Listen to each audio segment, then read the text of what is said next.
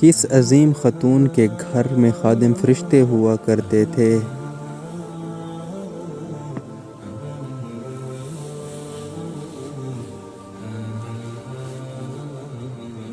حضرت خدیجہ رضی اللہ تعالی عنہ۔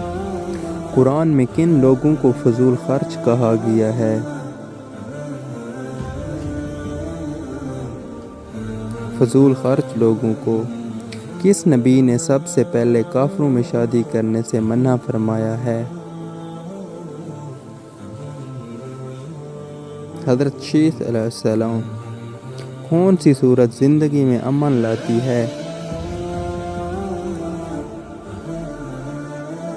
سورۃ الجاشیہ۔ سالگرہ کس نے ایجاد کی؟